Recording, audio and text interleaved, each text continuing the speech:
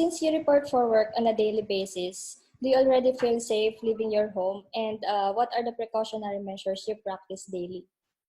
So, to be honest, whenever I report to work every day for the past weeks na bumalik kami on air sa Itbulaga, ayoko pa rin i-put at risk yung mga mahal ko sa buhay. That's why umuwi ako sa kanila every 2 weeks lang. So like today, nandito ako sa bahay namin sa Laguna kasi andito yung lolo ko, andito yung lola ko. I don't want to risk it, although sa Itbulaga, we follow strict protocols. Kompleto kami sa equipments. We have a doctor there appointed to parang foresee all the operations being done all throughout the day.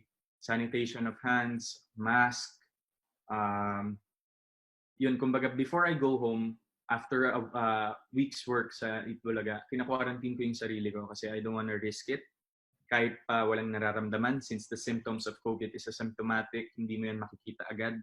Although, ayoko rin mag-risk na carrier pala ako, although maganda yung immune system ko.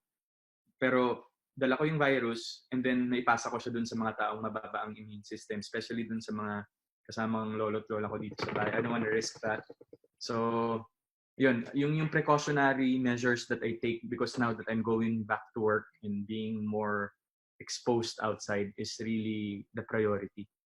Mahirap mag-risk. Sobrang hirap. Especially now na medyo cases are going up pa rin in terms of COVID. Okay po. How do you think the pandemic will change showbiz? Sobrang laking adjustment.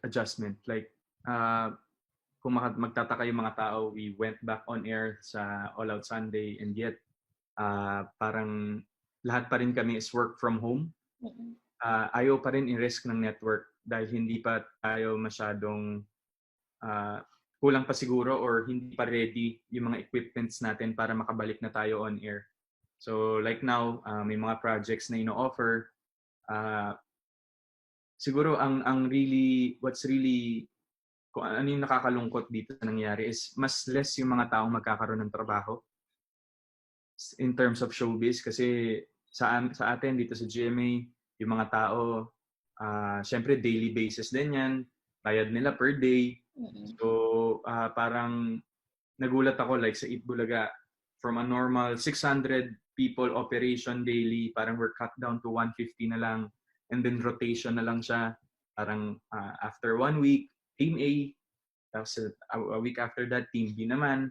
And then Team A will go on quarantine nila yung mga sarili nila. And then, alam niyo yun, parang nakakalungkot lang na parang sobrang laking impact ng pandemic sa showbiz industry and all the industries as well. Business yan, private sector, etc.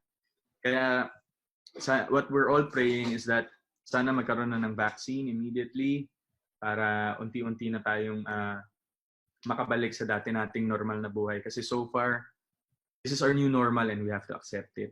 Hindi natin pwedeng ipilit kasi the more na ipilit siguro natin baka hindi pa umayos to in the days to come. So discipline, obedience and being cautious. Yun yung siguro yung mga dapat natin tandaan. And the Be the Solution acronym, of course.